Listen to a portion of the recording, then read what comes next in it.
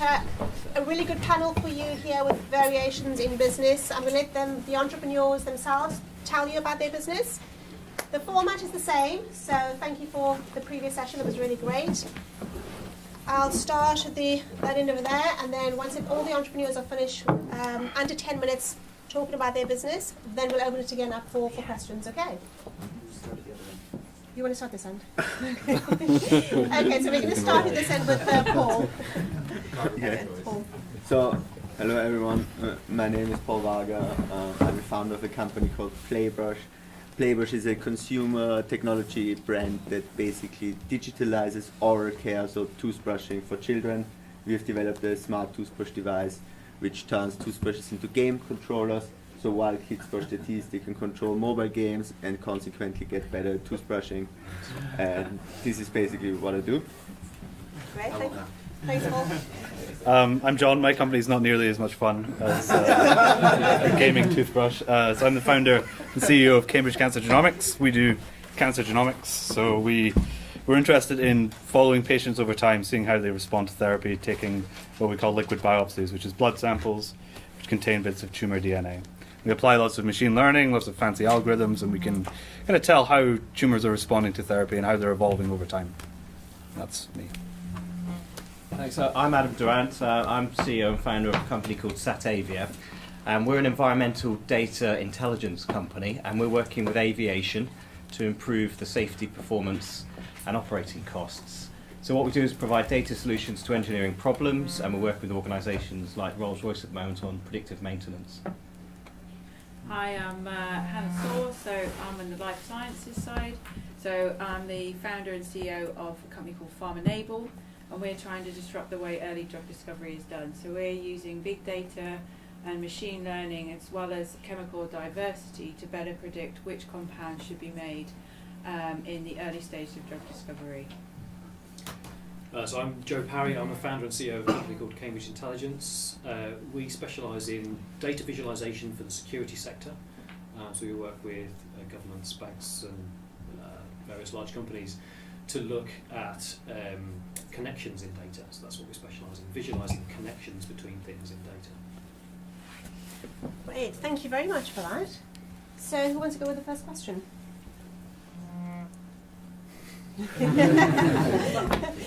Please. Hey, how you doing?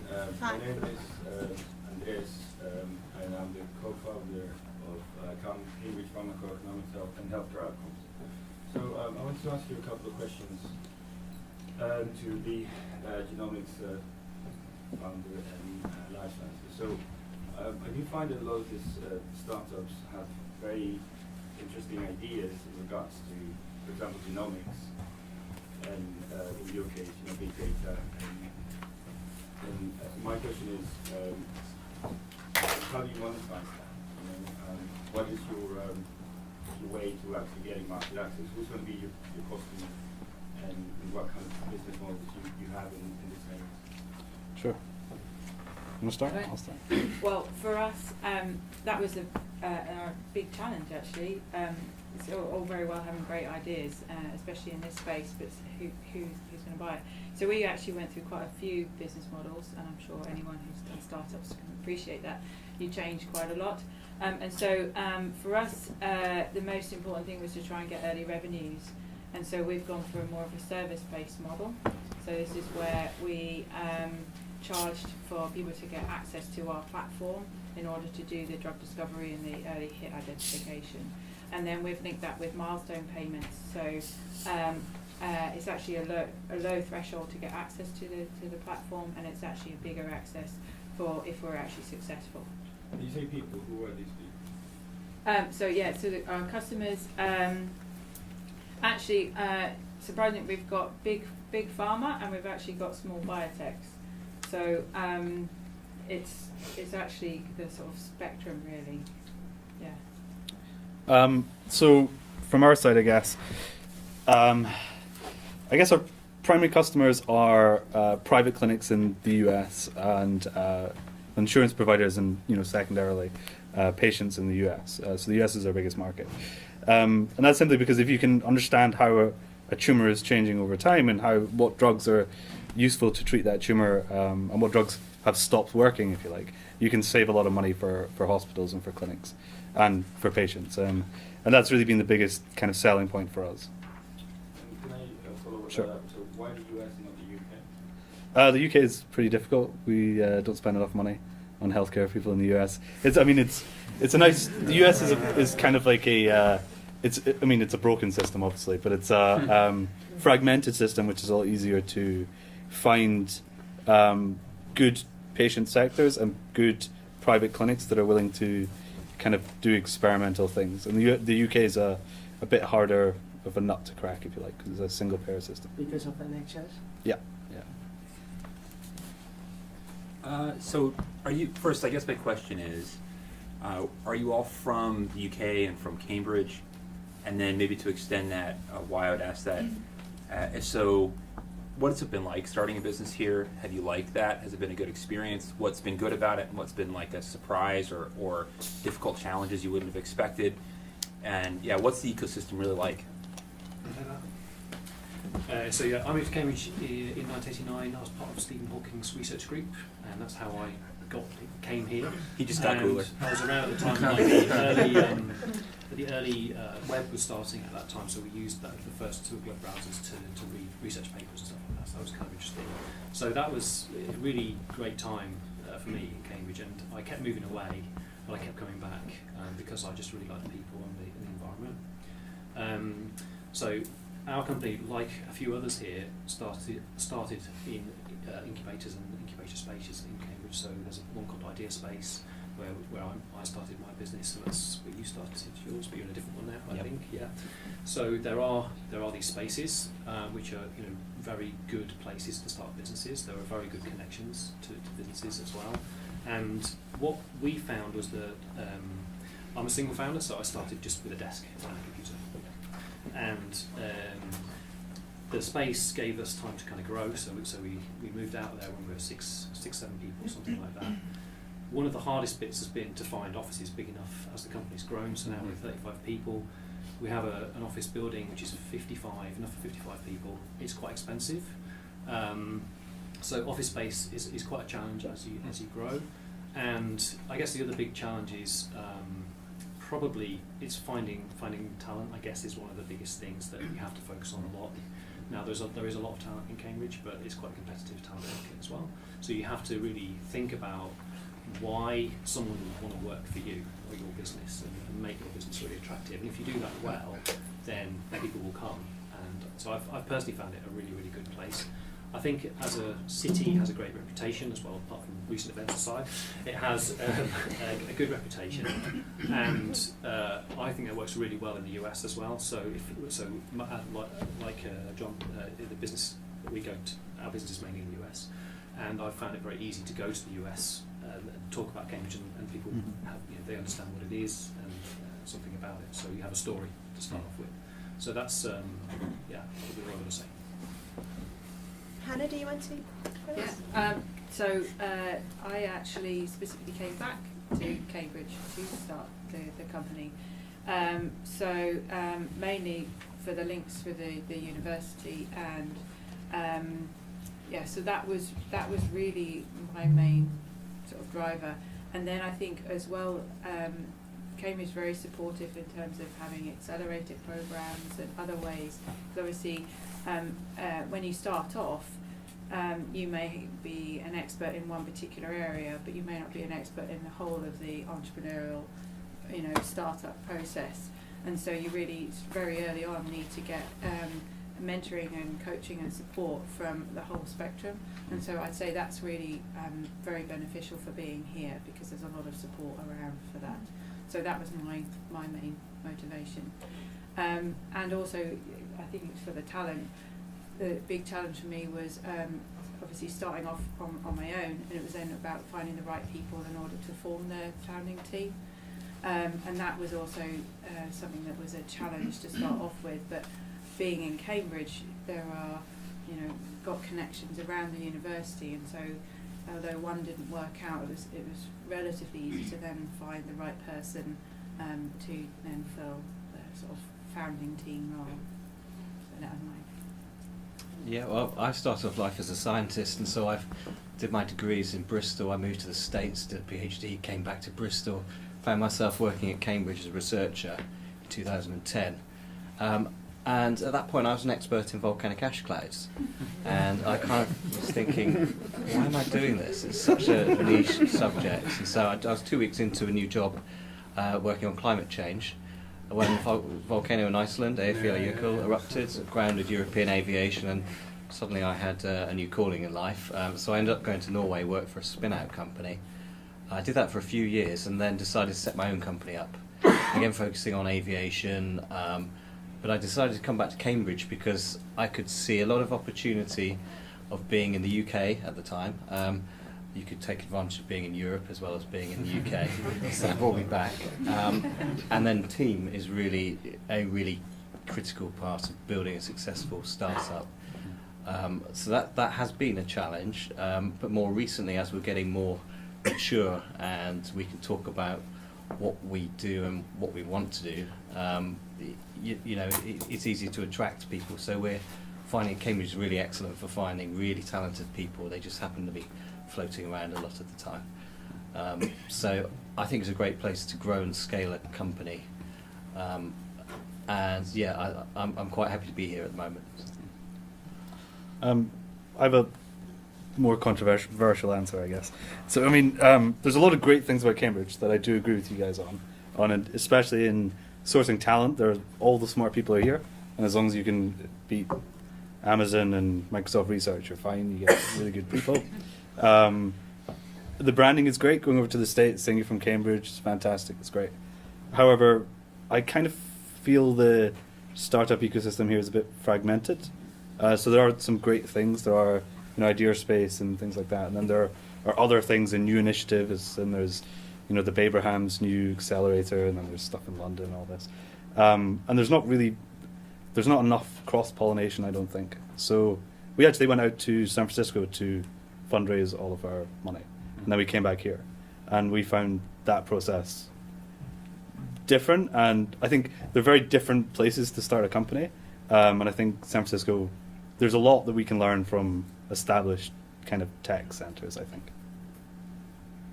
So I only have an outside view on that because we are not Cambridge based at all. We have an office in London and one in Vienna. So it's very different. Obviously from the outset, Cambridge has a strong brand, but I think in very general, I think you always have to look at a few points when you start a company. First, I think it was already mentioned, where you really have good access to talent and where you can really attract the talent. The second point is you have to look at your customers and your markets, and is Cambridge the right place to really attract your customers? I think for certain industries it's probably one of the best places in the world, for others it's not. And the third point is probably your network. So when you start a company, I guess in both of those points I mentioned, but also in terms of fundraising, building partnerships and all of that aspects, I think it's super helpful, especially in the beginning, but also when you scale, that you start the company there where you have a good and strong network and you get support. And I assume that if you start the company in certain domains like biotech, like deep tech, data, Cambridge is probably in Europe the place to be.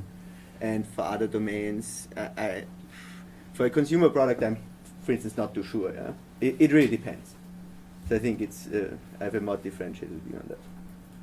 Just one very positive thing though is it's really easy to get on a train and go to London. Yeah, obviously. So you can take advantage. And the other way around. Yeah. Exactly. Great, thank you.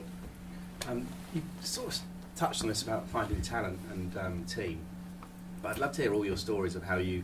It sounds like you didn't have a co-founder, so that's interesting to me.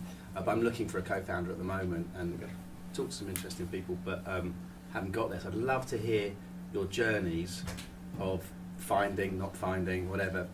The co-founder, maybe a technology person as well, if you'd share. And I want to get this toothbrush for my kids. You should. Yeah. You should. Well, but you should get it with a subscription. It's better. Okay.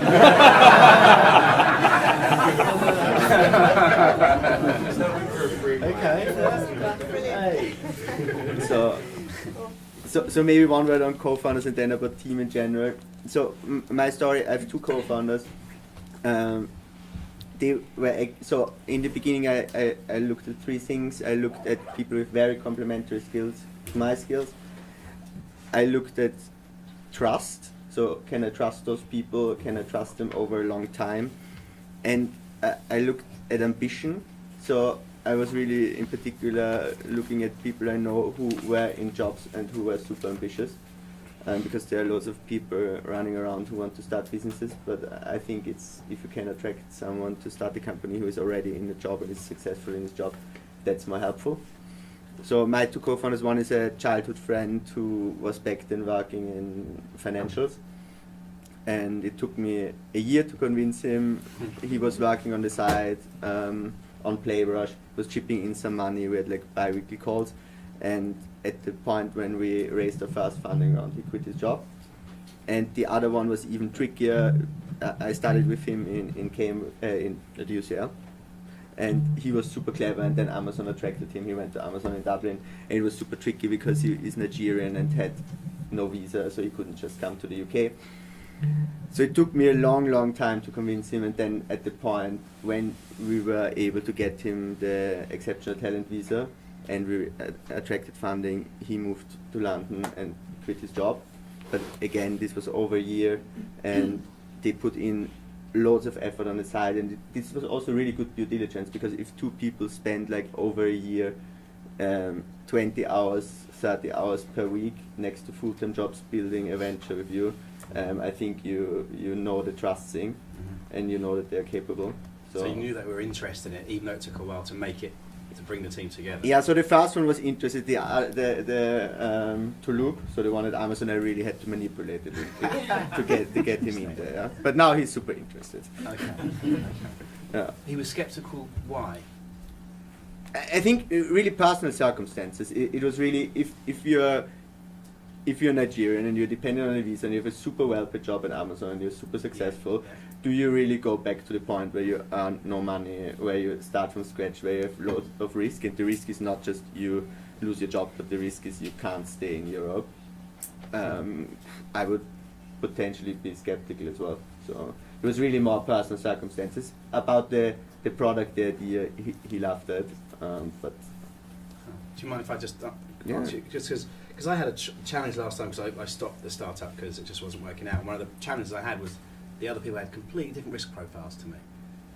And I thought I'd done what you'd done in persuading a couple of people in, but it just didn't work out. Maybe that was just my lack of persuasion. Maybe that's what it was, but I don't know. But that's, do you see what, but he's now okay with it. You know, it was worth going through that process because he was the right person.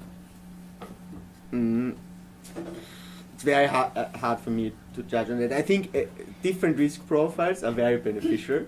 Especially if you look at then strategic and operational decisions. It's not good if everyone is a high risk taker. It's very hard to answer that. I think if you work on it more on a project basis than on a startup basis in the beginning, it might be better. And you set yourself certain milestones, and if you achieve those milestones, you move on. Because that reduces the risk at some point. At least that worked for us. Thank you. So I have three co-founders. Firstly, I think having, like you said, complementary skill sets is one of the most important things. The most important thing, I think, is trust, I guess, trusting your co-founders and ensuring that they kind of have, they're in it for the long run, and you kind of share the same vision as they do. I think that's most important, and I would say not to rush it. This is my second company. The first company failed because of founder disputes, and I think not enough time is spent. You should be choosing your co-founder like you're choosing your life partner or your wife or your husband or whatever. You should be taking a lot of time to find out who's the kind of best person, because you're going to be working with them, very closely for a long time. Yeah, okay. That's all I would say. That makes it sound hard. It is hard. It is hard, yeah. It is hard. Yeah. And active relationship management. Yeah. Yeah, well, I guess I had a very non-classical kind of entry into this. I did found the company with somebody else, and at some point it became clear that it probably wasn't the right fit, and then we had to unravel all of that. And rather than just giving up on the company, I found a way through that. But we kind of lost quite a bit of time through that process. And then retrospectively, you learn all the key ingredients of forming a company, and it does pay to, as much as you can, get to know the people that you're thinking of bringing into the team, because once you do make that commitment, you are effectively married, and you're in for the long run, and you do want people to be as committed as one another, so it does involve sometimes working evenings, weekends. That's the main thing. You want to see the team around you engaged in the same way, but at the same time you've got to motivate the team to want to do that, and that's really important. So I founded the company in 2013.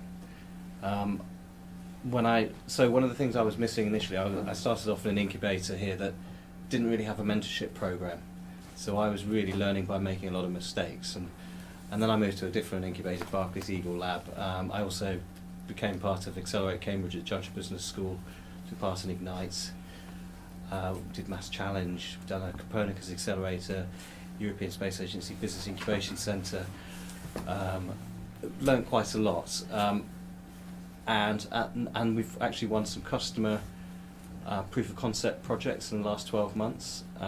We've won funding from the European Space Agency, got a couple of grants from Innovate UK and the Aerospace Technology Institute, so I'm at the point where I'm now building the team. I've been lucky that I've found some really good people, so I've got about a core team of 5 plus another 4 or 5 people who are advising. We need to hire another 3. Up to now, I've been able to engage a little bit with people. Well, we've been doing sort of project-based work, and that's an easy way to bring people on. But as you get bigger and timescales get shorter, you have to start making judgments based on all the information you can pull together in a shorter period of time. So it's a really it never becomes easy. I think it's what I'm learning, and I don't really know what to add to that, but it's a really tricky thing. But things it's good when you start building up that critical mass and things are going in the right direction. Thank you. Thanks, John. Helen? Yeah, so I'm quite early stage, I think, and so when we first started off, it was literally an idea, so I then got someone else involved, and they were really engaged. I thought the important thing was he really wanted to be in a startup, and he really was engaged in business, and but I think the fundamental thing was the vision. He didn't necessarily understand the drug discovery process, or actually how we were trying to change the industry, and so very quickly that became clear that wasn't a good match. He might have been understanding business, but he didn't really understand what we were trying to do. And as soon as we were out trying to speak to people, having one of the sort of core founders not really having that, he might have loved business, but that really didn't work. And so that was sort of quite clear. That was a mistake from me. And then I found someone who, and this was by chance, just chatting. So it's always good, I would say, talk to as many people as you can. So, and so by chance, someone that was an expert in that field, that we were one of the core bits of our business, and that I didn't didn't have any business experience or anything like that, but actually scientifically she was incredibly sound. And so that was where, I was like, right, well, we can join Accelerate Cambridge, we can join things, we can get mentoring to build up that aspect, and then from my background I can bring that as well. And so actually for me it was about having someone who was an expert within that field. And then the other aspect, so that was the 2 of us, and then it was like, right, well now we need something like, again, on the technology side, which is on the sort of chem informatics, machine learning side. And again, this is through links with the university. It was quite handy for me. I was able to chat to different groups, and started working with one person again. They seemed very keen, brought them over from Greece. It was all great, seemed great. But actually, so in terms of risk, he was a pessimist. So and that was quite interesting to start off with. So I don't mind having someone who's a pessimist, but it was more that so I needed someone who doesn't necessarily always agree with me, that's fine, but that had a can-do attitude. And I think in a startup, you were constantly faced with negative. So it was like I needed someone who was like, yeah, we can do this. Yeah, come on. And I think that was the other key thing. So it was sort of, unfortunately, that one didn't work out. But now it was again sort of like about talking to different people, talking. Again, finding someone who was an expert in that area, but then had that drive that yes, we can do it. And it's sort of, I would say the most important thing when I was trying to talk to people was explaining my vision and what we were trying to do, and do they buy into it, and then no matter what, they'll find a way around it to try and make it happen. So yeah, that's my Thank you for experience. sharing. Makes me feel less bad about it. How did you manage those, the introductions? See, how did Yeah. you manage with that first founder when you were like, okay, it's not working out? How did you manage that process? To be honest, I think the reality is, I think not everyone wants to be in a sort of. So I think when we sort of started working off and started sort of going together, it was quite clear. I also think to him that it wasn't, and so I sort of said, I'm not sure this is quite right, and then we sort of started talking about it, and so I kind of did it in that way, and actually he was then like, right, okay, yeah, I don't think I'm the right material for this. I don't understand the industry. I believe in your vision, but I don't actually know really about the industry at all. So yeah, it wasn't. So I guess it was more that trying to get him to see that it wasn't a right fit. Yeah. Thank you. Okay, so I've got a slightly different approach. I'm very much a DIY kind of a guy. So I started a company by myself, and I wrote a load of code, and then I sold that code 3 times, and then I used that money to build up the company employee by employee. So I've not had a co-founder, and I've not had any investment either. And so I've got a very kind of, you just get on with it kind of mindset. So the way that it worked was I was a technical guy fundamentally, but I had to learn a lot about sales. And as sales got noisier, I was spending less time on technology. So I had to recruit a technologist to start off with, just to help me with some of the coding. Then I started to realise I was quite bad at marketing and writing copy and stuff like that, and just generally pushing content. But that was a really important strategy that I had. So yeah, I got someone in who's been really fantastic in that area, and then gradually built up the team. So got a US sales person involved, and gradually built up the team like that. The team all have options right in the business, so they are invested in the business now, I would say.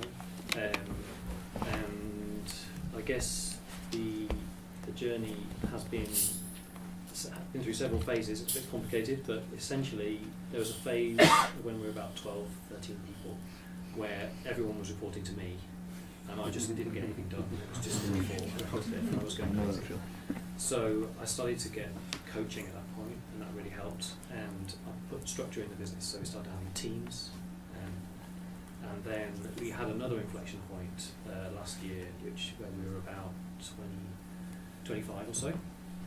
And that's when I realised that we actually needed kind of that middle management really working better. So I went out and looked for a COO, and basically reinvested in that kind of middle and upper layer of the company to build up that management team. So now not only do we have teams, we actually have a kind of solid coordinating function that kind of glues everything together as well.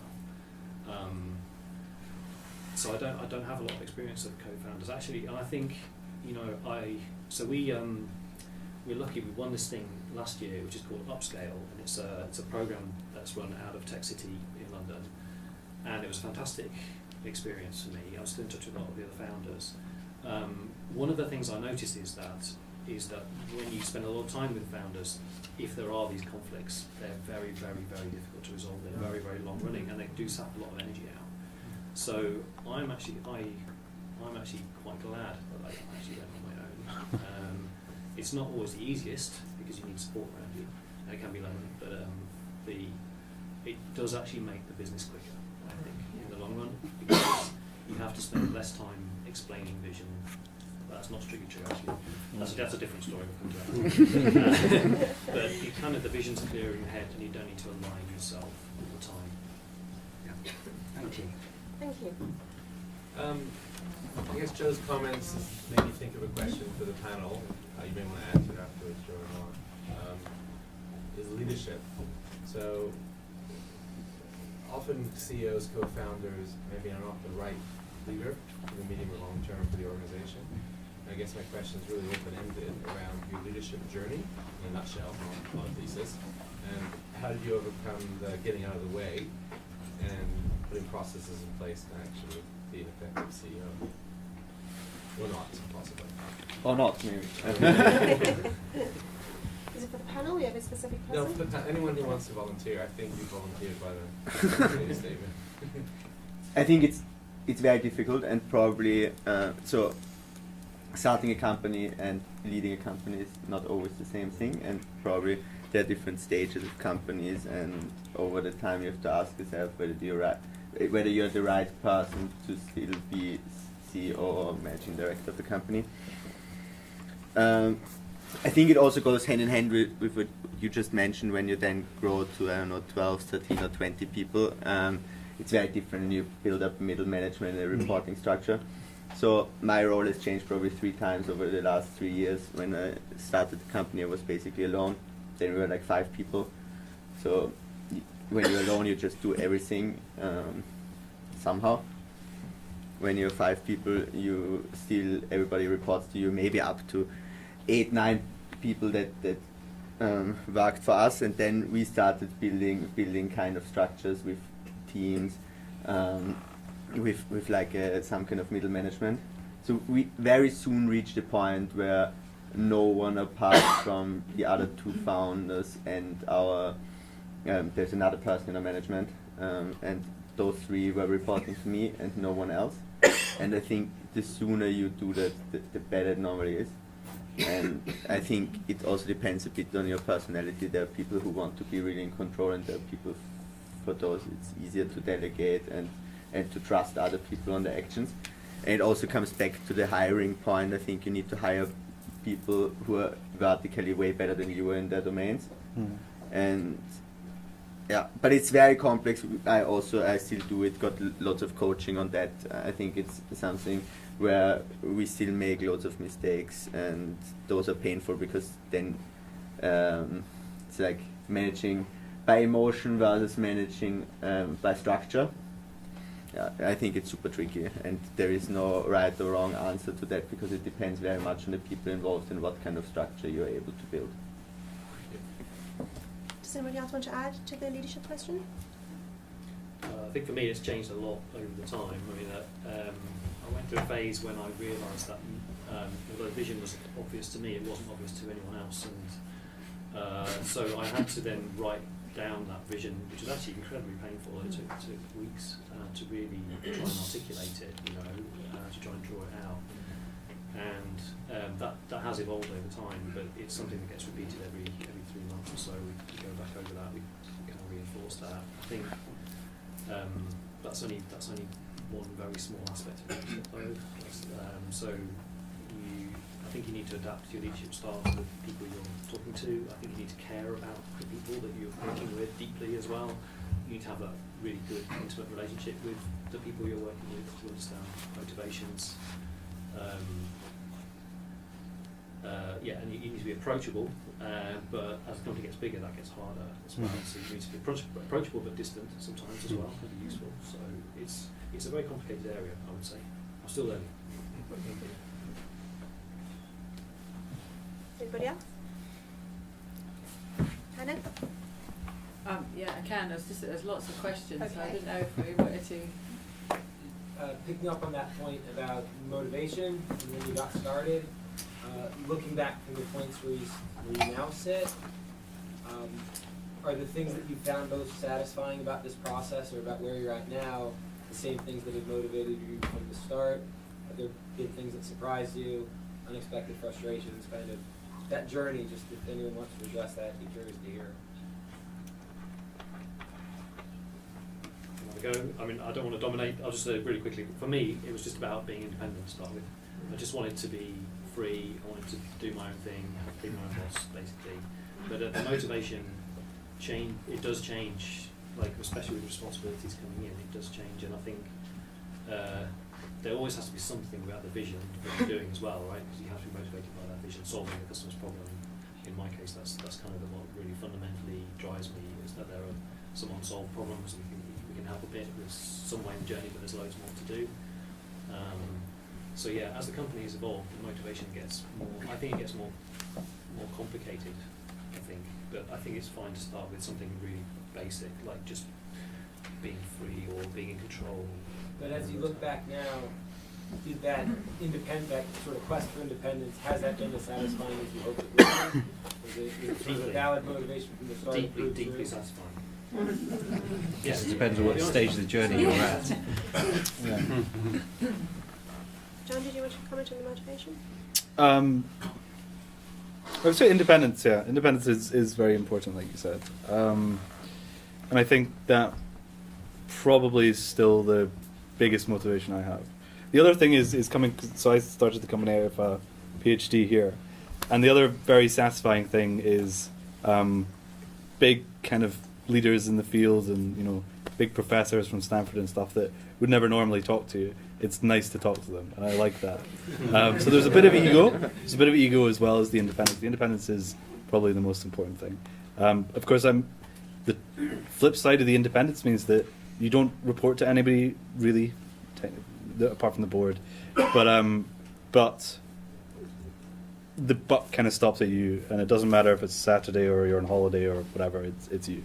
So there's a flip side, but it's nice, and I still like it. I think for me, my motivation was very personal. So my motivation was I was very ill with septicemia. All the medicine was failing. Could have basically died, and I was lucky. One of those last resorts antibiotics worked. So for me, I was like, at the time I was working down in London in business consulting. I'd left the science. I was like, woo, money, off we go. And then I was like, gosh, I could have died here. And really, what's important, I could actually change the world here. I have the know-how, and I just left it all behind. And so that motivated me to go back and say, right, okay, I want to change the world. I want to make the process of drug discovery better. I want to get more drugs out there. I want it to be cheaper and faster. And so really that's my main motivation behind it. So I think it depends. Maybe a slightly more practical question. I'd like to connect it to the previous panel, which was with investors. Could you please share your experience from your perspective, the key learnings that you had with fundraising? Some of you didn't have fundraising, but what is it that we should prepare for? Paul, do you want to start? You have to head back. Yeah, that's better. Obviously, if it probably depends on your business model. If you're in the situation that you don't have to fundraise, I think that's the best situation you can be in. So if you can build your business just by revenues, I would highly recommend you doing that. We are highly funded, venture funded, and the experience I had. So for us, fundraising was always okay, so it was never super difficult, but still it takes a lot of time, and you have to leverage the networks and warm introductions you already have. So it's very easy if some other founders or investors recommend you and pass you on. People just look differently at your company. I think that's one thing. I think what's super important is when you raise money, it's not that it's just the investor saying yes and no. You have to say yes and no. That's a bit like co-founders. They are sitting in your board. They take a share in your company. You don't get rid of them. I think if you want to sit with someone on the board, it can be super difficult. And I guess at least for us, we had difficult situations. We will still have them in the future. And you want people on your board who are super helpful, especially in difficult situations. And I think that's the thing you should look out for. So it's, again, trust. It's not just money. And the other two things, looking at your company, you should get someone in who is helpful, either on a level where they can raise future fundraising rounds. This, in a consumer business like ours, this is important. Or if they have particular sector knowledge, networks, or experience. I think. I think, from my perspective, I think it's very important to. You are choosing investors. It's a two-way process. You are choosing investors, and they're choosing you. And no doesn't ever mean no. And no is maybe not right now, but maybe in the future. And secondly, I think that you need to decide and be honest with yourself about what kind of company you want to build. Mm-hmm. So, I mean, if you're going after, I don't know, if you go to Cambridge Angels, say, for example, they're going to want to know when you're going to 5x their money, when are you going to, hit profitability and give them 3 times their return back or whatever. If you try and do that to a venture capitalist, they're going to not be interested in you. So a venture business and an angel-funded business are different things.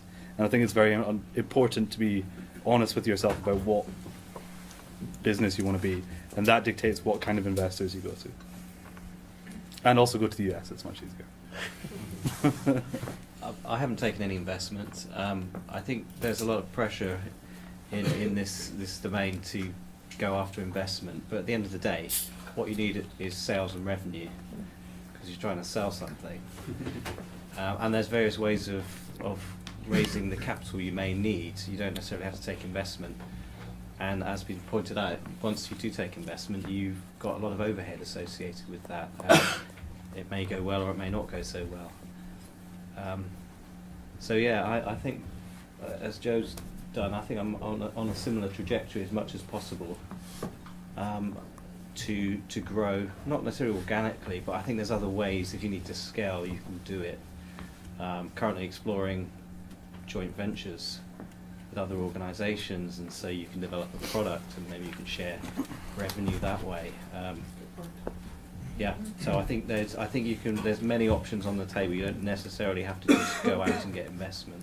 You mentioned raising money by grants. Can you talk a little bit about that? That's how I started the company, actually. So I left a very permanent job in Norway as a senior scientist. I could have spent the next 30 years.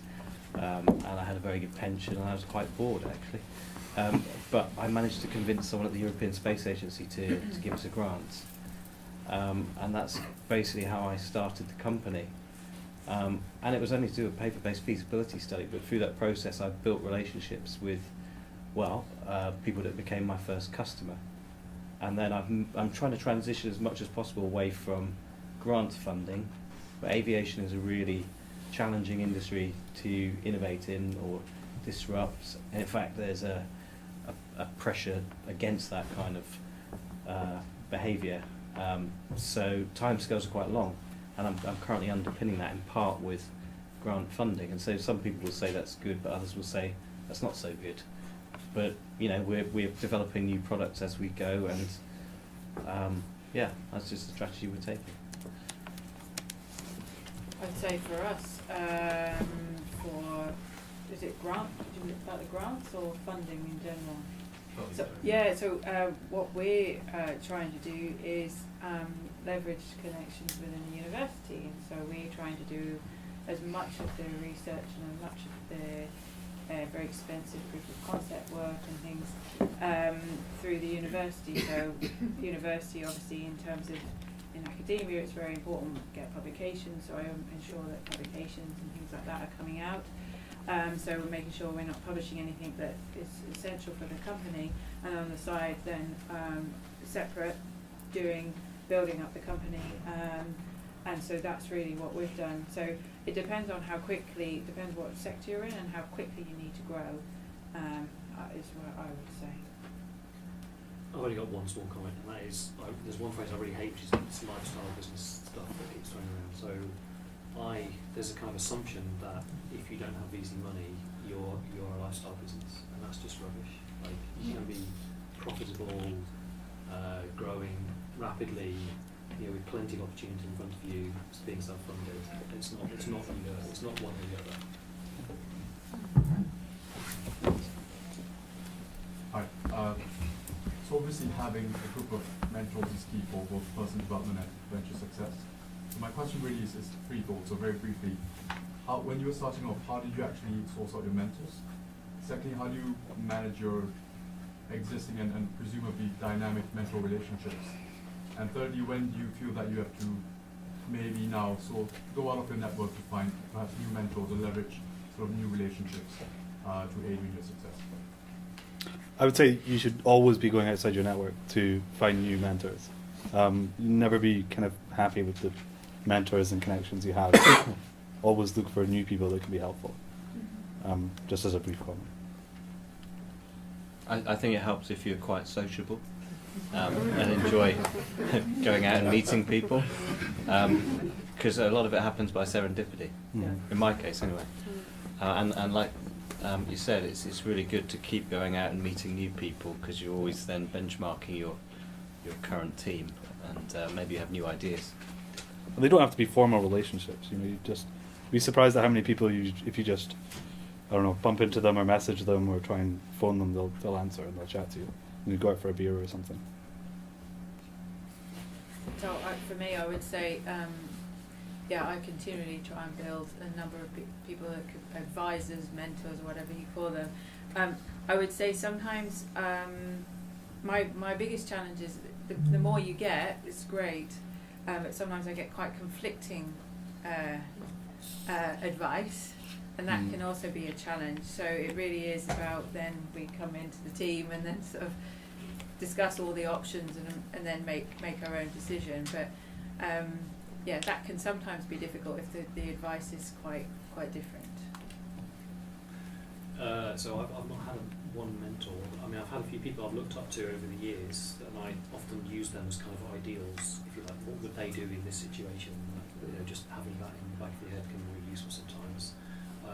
My approach has been a little bit like the other panelists have said, is more about getting out there, meeting as many people as you can, and making sure it's diverse as well. So from different places, different backgrounds, different industries. So I don't have one mentor. Okay, so I've got a question here, and then them. So my question is on time management. So some of us probably working full time, and we've got young families. What kind of advice would you have in terms of managing your time, trying to make sure that your business is getting up and running, but also getting that kind of work-life balance? About that maybe to start with. So it's been a real problem for me for a long time. And so I came up with an approach with the coach I work with, where you basically build a time wheel. And I broke down in a pie chart basically the amount of time I was spending on different things. So I'd sales, business development, marketing, software development, still writing code, bits of leadership in the company and that kind of thing. And then I studied what I actually did. So I looked at my calendar and I worked out where I was spending the time. And then we did various things, like we worked out where did I get energy from, and where was it really sapping my energy. So there were some areas that I was working in that were just sapping my energy, and I didn't realise. So one of those areas was sales, actually. So I like sales, I love the thrill of it, I love closing a deal, but it's very interrupt driven, and you really have to be on the end of the phone, you have to be very responsive, and that, when I was running lots of sales at once, lots of different opportunities, it was just killing me. So we worked out that bit. And then the other bit that was really interesting was there were bits of the business that only I could do. So you can't colour that big map in terms of just these. And actually when I did it, it was very small. There were only a few different areas of the business that I absolutely had, only I could do it. And I couldn't delegate to someone else very easily. And so I've actually been working on a 2-year program, believe it or not, with this time wheel, and only this in the last few weeks have I got to the point where I'm actually doing the things that I'm meant to be doing. Right. The other thing I'd say with time management for your team is really important as well. I've never been a believer in pushing your team to stay long hours, work weekends, that kind of thing. So we have a very much 9 to 5:30 routine. People go home at 5:30, 6. They take lunch. We have lunch together. And I make sure that people are not burning out or have family time, friends time, and that has given us great retention, I would say, and great loyalty within the business as well. And as a founder, I have a family as well. I started my company when I had 2 sons who were 5 and 7 at the time. And there is a kind of fundamental incompatibility with families and owning and running a business that you're just going to have to find strategies to deal with. And the strategy that's working really well for me at the moment, and is a bit further on, is holidays. So what we do is as a family, we spend an awful lot of time and money on holidays, and we really enjoy it. So we're going to San Francisco for 2 weeks in next week. So this is just brilliant, and it brings, gives you that family time back in a very structured, fun kind of a way. But when you come back, you're back in the businesses and getting on with business as usual. So I think it's a constant challenge there. So for me, it's probably very relevant for you in terms of, I think that's sort of like when you're sort of later stage, in that early stage when you've got a job and you're trying to do this, I think the most important thing is to focus on the most important thing to the business. And so for me, it was like, right, okay, unless it's something to do with the team, the minimal viable product, our customers, everything else kind of pretty much doesn't get done. And so it was like, right, okay, what, because without those, the business is going nowhere. And so and someone gave me that advice very early on, and so that was really, really helpful for me. I also have a family as well. And so for me, it's very important. I try my best to try and leave weekends or when they're asleep to do what I'm doing, and then work loads during the week. And so that's how I try and manage it. And that's also for the team as well. And so we try and create that sort of bit.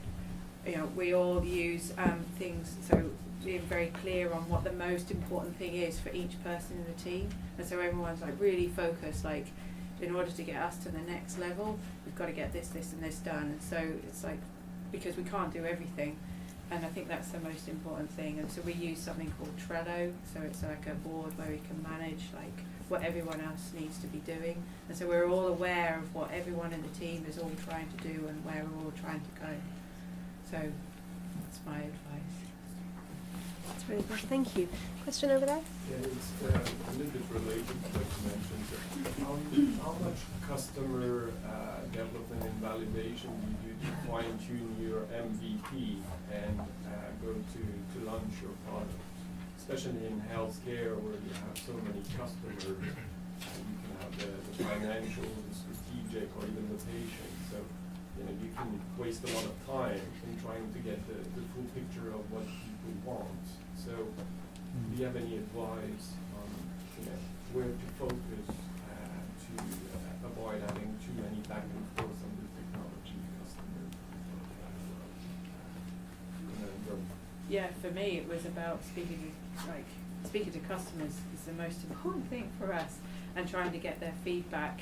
And we did that quite a lot in helping to sort of like structure and shape our minimal viable product.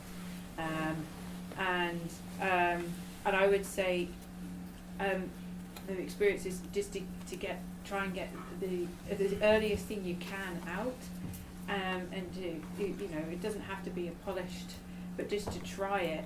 And I think that's the most important thing, is when you're actually trying it, is the feedback you get is so helpful. Even if it's a negative and someone doesn't want to buy it or doesn't want to be, why is also very helpful, because then that can help you to sort of change it. You don't want to spend ages trying to get this polished, minimal viable product that basically then you find that people don't really want to buy.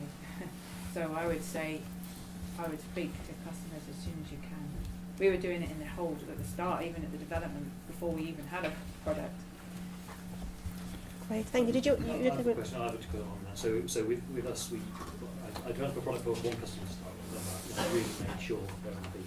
The second customer came along, and the third customer came along. So I had 3 at that point, and they were all getting the same thing. And I was really firm that they were all getting exactly the same thing. So if I didn't, and the big thing for me was, I realised at that third, when I started developing features from the third customer onwards, that if I developed for one customer, it would actually solve problems for the other customer.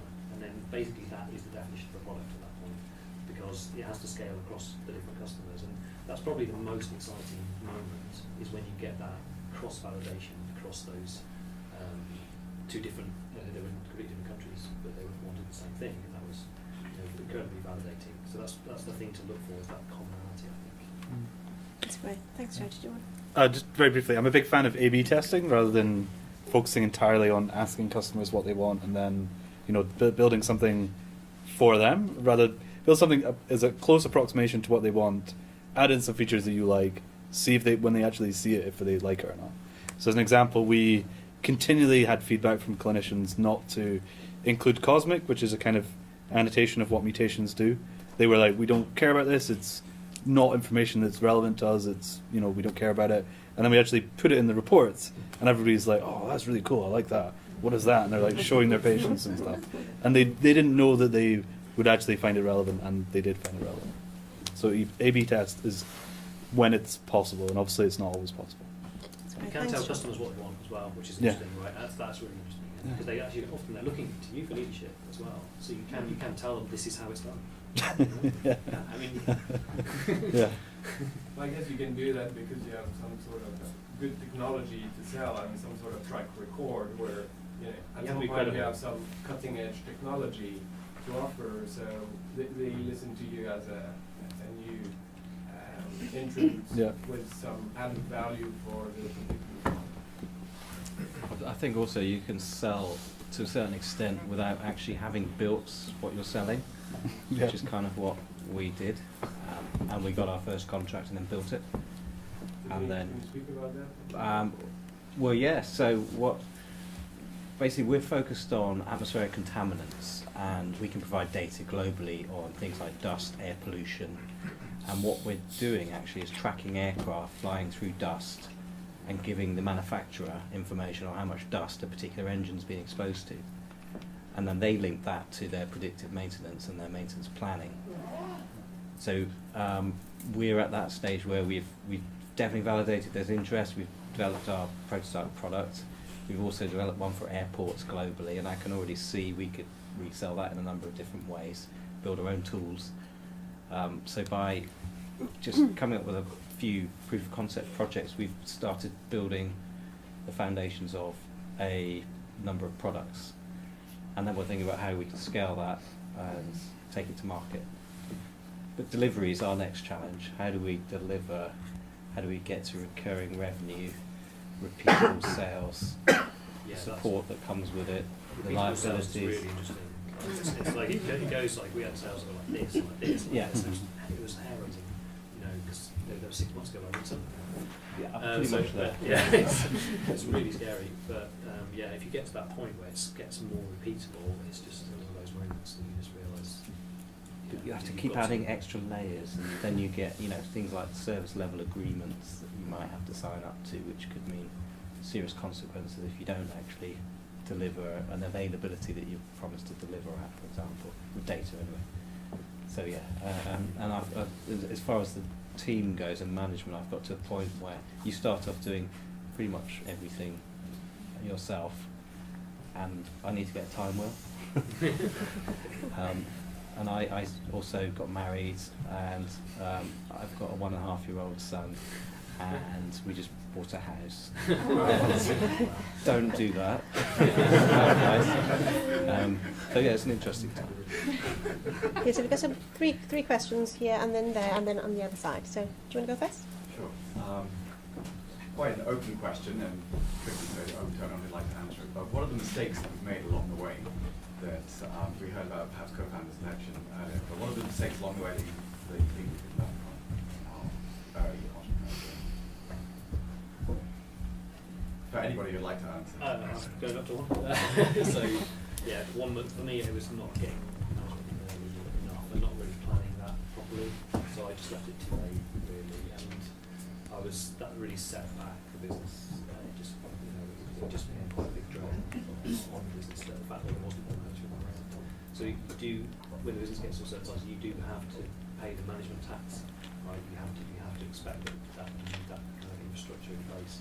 When they are way too late, and it did slow the business down. John, did you? I hired somebody based almost entirely on their CV, and they were like really cool. They only wanted to come and do a very short kind of time with us in between finishing one of the big pharmaceutical companies and starting an MBA in Stanford. They had a bit of free time, and I was like, yes, okay, let's get this person. And it turned out to be a massive mistake, and it culminated in I had to fly home from from Singapore early, which was incredibly expensive, and have a big long meeting, kind of like damage limitation, trying to get her out the door on good terms, which was very difficult. And the main reason for that was, I guess, being blinded by a really good CV and just thinking, oh yeah, definitely we'll get this person in. But just because somebody's got a good CV and they're cheap doesn't mean that you should hire them. Great, thank you. You first. As we learn entrepreneurship, we are encountering a number of mechanisms and formulas as to how things should be done, which are really useful when you are a beginner. But in your case, now that you started off your business and you're floating your way through it, how much do you keep these formulas and mechanisms in mind? For example, the lean startup method with the build, measure, and learn formula. How far are you aware of the loads of different formulas there are, and how far do you follow them? And other than using these formulas, do you do things a bit differently, maybe through gut feeling, rather than? Can I ask you a question quickly? If you bought a laptop, would you just take it out of the box and try and figure out how to use it, or would you go and read the instructions? And then, okay, I would just try and figure it out. Or even like when I assemble my son's toys. If it was a Mac. Yes, exactly. There you go. We used to be, you could get a Mac and just take it out of the box. It So works. you go through gut feeling. I think it's personality. Some people it suits better to have all that prescribed up front. Others tend to just do it by feel, make mistakes, and actually probably a combination of both. You can speed things up if you don't make too many mistakes in the beginning. So. Did you want to make a comment? Yes, I think what I struggle with is the creative aspects. So I've never really believed that there can be a true, I don't really believe you can have a sort of system for creativity, sort of thing. So for me, those kind of things, they can be useful guidelines, but actually for me, what works, my own system, if you like, is just to find my own time and just delve into the problem myself, and that actually is a bit of a rubbish place to be. So that's something I'm really wrestling with actually at the moment, is how to bring other products into the market where previously it was just me in the library writing code. It's now harder to deal with a team, persuade people, think about the design methodology, which one should we use, and it doesn't really suit me, if that makes sense. So I guess that's, I don't know what to make of that really, but I'm not a big believer in these just following these systems rigidly. So my experience is I was like, right, I've got lots of books at home. I wouldn't say I've finished them all, because the reality is I've been focused on actually, if I have time, I spend it on doing one of those 3 things that were essential to me and for the business. So I'd like to have read all those books, but generally I speak to someone and they can give me a quick summary of what is in those books, and then I'm like, brilliant, okay, I've got that. Let's on with the next thing. And I would say one thing actually my husband is very good at is he's very much in the business side, and is to not be very too academic. Is like at the end of the day, it's all about customers, actually, and you can do everything and it can all be a wonderful theory, but it's actually, is it a business? And so I constantly, that's my main goal. It's not just to have read all the books and not actually have the business. So I'm actually much more on trying to get the business rather than, so I think it's very good to have a groundwork. And I use my network for that, and so my mentors and the support and all that, and I get a lot of information in from all of that, and I go to some seminars, but it's all, I'm very conscious of my time and what I go to.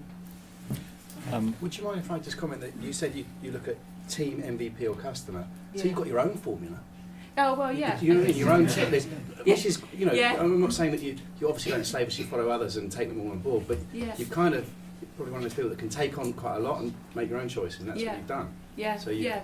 you know. That's, yeah, I have, yeah, so I guess, yeah, that's true. So I was listening earlier, I was taking Oh, yeah. notes. Wasn't checking up on you, that's fine. All right, great. Thanks, Hannah. You got a question with that? I'll try and articulate this as best as possible. I mean, we're all obviously at very early stages in our business. Some of us are in the astronaut suits walking towards the Launchpad. If you recall back to when you were at our stage, was there sort of one thing that you maybe had this aha moment and it changed the direction of your businesses? So something specific to that particular stage. Yes. Apply to Y Combinator. It's fantastic, and it will change your life. Sorry, what was that? Apply to Y Combinator. Did you go? Yeah, we did. Yeah, changed everything, and I believe the deadline is this weekend. So. And next year. Yeah, there's two cohorts a year. 140 companies in each cohort. Demo day was Monday, Tuesday. Some really interesting companies, including one from Cambridge. I'm now part of advise a venture fund that invests in YC companies as well. So I 100% think Y Combinator is how you do it. Okay. You sound to champion the US market quite a bit. You Yeah. said it a couple of times. Was there nothing in the UK that you would have applied to? There's nothing quite as good. There's now Rebel Bio, which is in our space at least. There's Rebel Bio, which is the kind of little brother of IndieBio in the US, which is okay. Then there's White City or something in London, and there's a few other ones. I think they're good for different reasons and more of a kind of an incubator model. I think they're really good in terms of an actual accelerator. So coming in 3 months, transforming everything, changing your business entirely, meeting people who have seriously done this before, and then pitching in front of the largest investor audience in the world. It's a no-brainer. It's like, Did Mara, you have a question? Yes. So why Combinator? Why Collaborator? If we are self-funded, so I don't see us going out for funding at any point. We've got the means to do it, even though we may struggle. So I think I'm on. Yeah. Y Combinator then? Not if you don't want to raise money, but I would say, and I think I disagree with all the panel here. I think none of them agrees with me. But we're not taking on investors. I think people are scared of investors. I'm not quite sure why people are scared of investors. And I think, yes, you can grow organically. That's fantastic. You keep control of your business. You actually get revenue, and this is fantastic. But I don't know of any kind of billion-dollar companies that are self-funded. They've all done the venture route.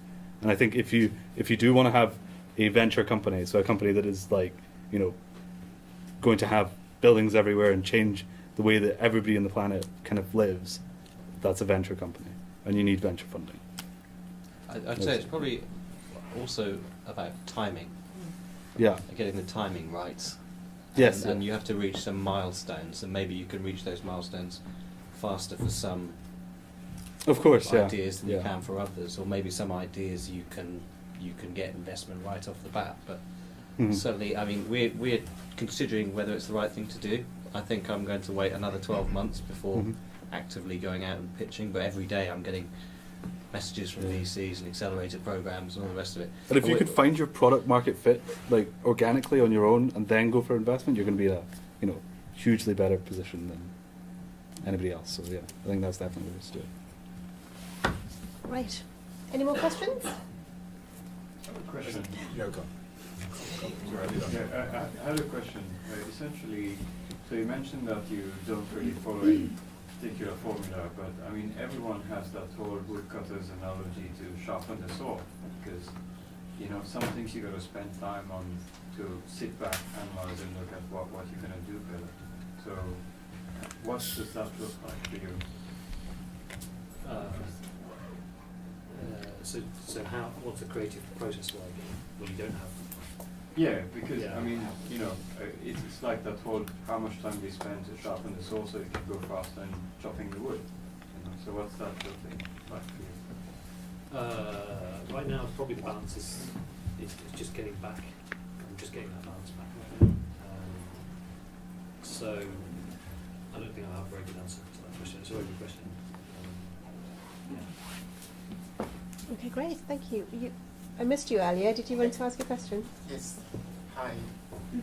My question is really for you because it seems like I want to know you are based in Well, technically, UK yeah. and you are working in US.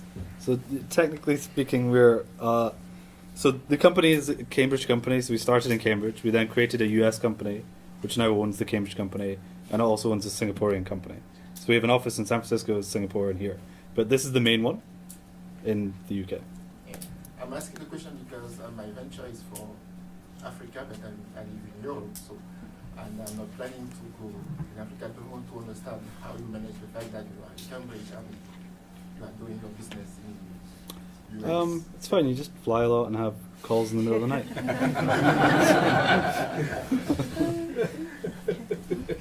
I just got to call the question, but it's in your kind of journeys. Is there anything such as luck or just being in the right place at the right time? There's that famous phrase, the harder you work, the luckier you get. So I kind of subscribe to that. But yeah, I think there's definitely been luck on my side. John, anything you want to make a comment on that? No, just yes, everything is luck, I would imagine. I'd say I was really lucky that an Icelandic volcano erupted in 2010. Otherwise, Hannah, did you want to add?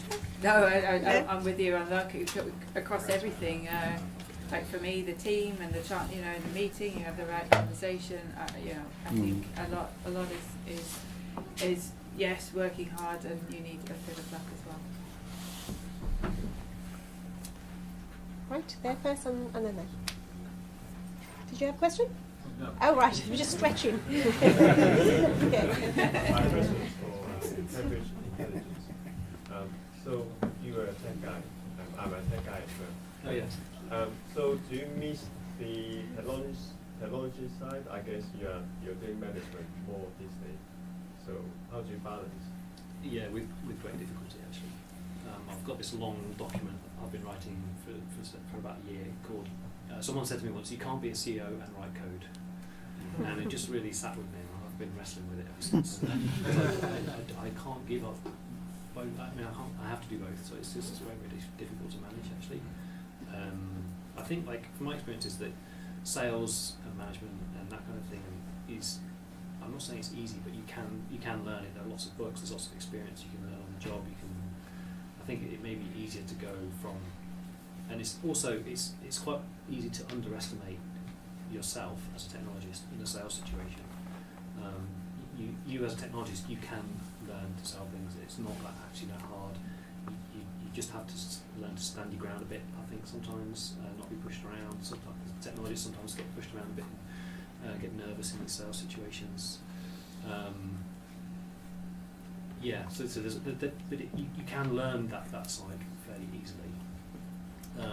For me, I'm still a bit conflicted because I still love the technology side. And that's increasingly difficult, and increasingly the team are better at it than I am as well. So that's also creates some interesting dynamics as well when you're trying to create something new. It's an interesting dynamic. Great, thank you. Did I see a hand at the back? Hi, I'm question for all of you. You seem to have that aura of quiet leadership. You seem not to be in a hurry to raise funds or grow as like in the U.S. some of the U.S. businesses like VC companies. So I was wondering if for your companies, do you seem to have a life cycle where because there's always an end, like we all die at some point. Do you seem to have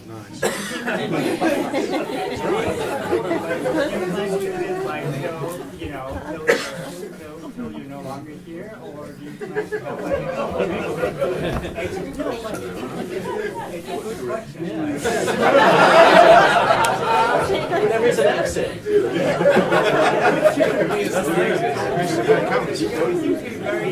Very out there. And with you, like in the middle, you have like a very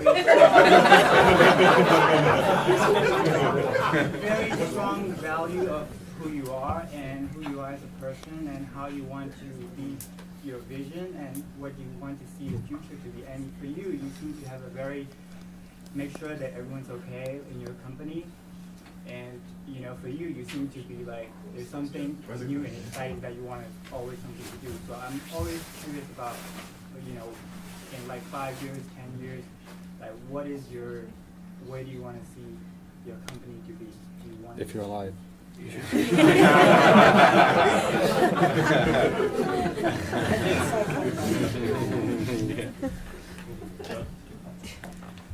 I would say, like, okay, I'll get this going. What that is.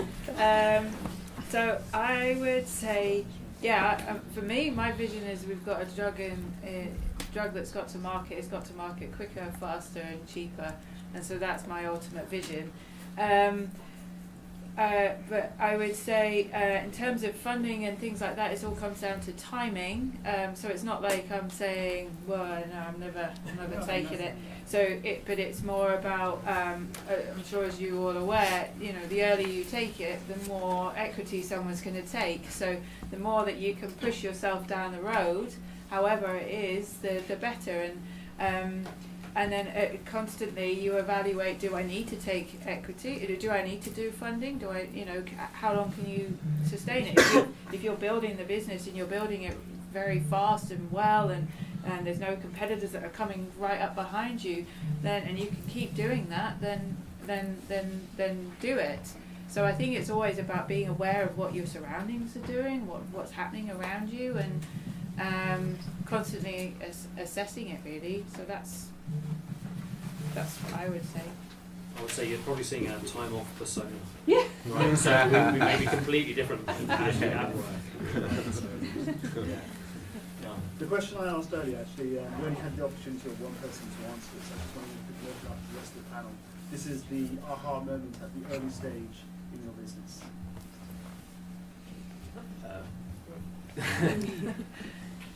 So I didn't really have one, if I'm honest. I just started working, and the product I ended up building was not the product I thought I would end up building. But there wasn't one moment where it changed. It just the market sort of told me that probably it was a better idea than the one I started off with.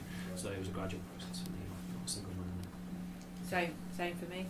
Yeah, that wasn't a eureka. It was I started off something completely different. And, you know, again, gradually speaking and working with customers, it changed and evolved. I think as an entrepreneur, you've got to learn to thrive in ambiguity, and I don't think you ever get those moments where you think that you've suddenly solved it and you can see the next 12 months in front of you, at least where I'm at. It's a very dynamic existence. Great, thank you. We've got time for just quick questions. I know you first and then you. Well, just following on from Bo's question, I think what I was deducing from there was more so, what is your end game in regards to, have you got an inductive approach or a deductive approach? It's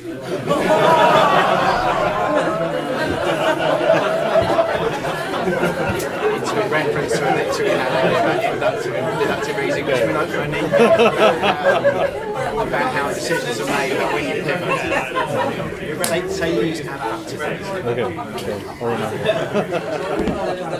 Because a lot of the investors that we've spoken to have been like, so when are you planning on leaving your business? So I can obviously plan to leave a little bit earlier on, per se. And I think what we were trying to say is that some of you don't seem to be planning on ever, leaving your business. And is that something that you consciously made as a decision, or have you actually got is it like an ambiguous thing of, oh, if I have to, then I will, or I won't? What is your end game, and how have you come to that? I can say that.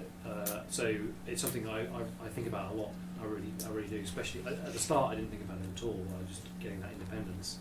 But once that's been achieved, it actually gets on the company successful. It just gets a little bit stranger to think about what the end game might be. So at the moment, I'm working on a sort of 3-year plan from now. So I'll be in 3 years' time. I'll have been working on the business for 10 years, and that's kind of what I thought it would take with be 10 years, and there are certain milestones I want to get to in that time. So I want another product and another product on the way, and there's some revenue milestones and team milestones in terms of geography, size. I don't have size of team as an ambition, but it will need a certain team of a certain size to do what we want to do. And then at 10 years, the other thing that I've always struggled with is, why do UK businesses sell out at certain stages? And so what I want to do is get the company to a certain stage, in that 10-year moment, where I have an opportunity to sell that business, and it's getting the business ready for that opportunity, which means getting all your due diligence right, talking to people who might be interested in buying it, obviously building the products and building the team out. That's the thing that's driving me. At that moment, at that 10-year horizon, if everything goes to plan, I may not sell it. I just don't know, because I don't know what my own psychology is going to be at that point. I haven't got investors telling me what to do, who want their money back. So it could be that it carries on for the next phase, or it could be, it's most likely for my business to be a trade sale. It probably won't be an IPO unless we invent a product of a certain dimension. So the trade sale would be quite a simple, straightforward thing, probably one of our customers. But I guess the more interesting for me is, will I still have the energy and drive to take it beyond that 10 years? And I just don't know the answer yet. That's great, thank you very much. We've got one more question, and then I think our time's up. I've got a question for you, Hannah, which is whether you have any top tips or learnings for the female entrepreneurs in this room, particularly mothers. Yeah, I would say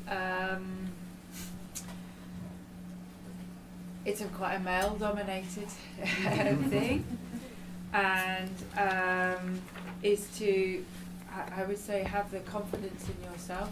So a lot of the female entrepreneurs I know, we definitely, when we're chatting, all agree that it could be controversial here. Men are a lot more self-assured and confident with their abilities, whereas women generally a little bit more reserved about doing it. And so I would just say, I feel very passionate about that, and I will just go ahead and try and lead, and just to show that it doesn't really make any difference. One thing with being obviously a mother is also that everyone assumes that you could be contacted at any time, and so I just have to be very wary on how I deal with that. I never say, oh, I can't, I'm picking up my daughter, or I can't, I've got to do this.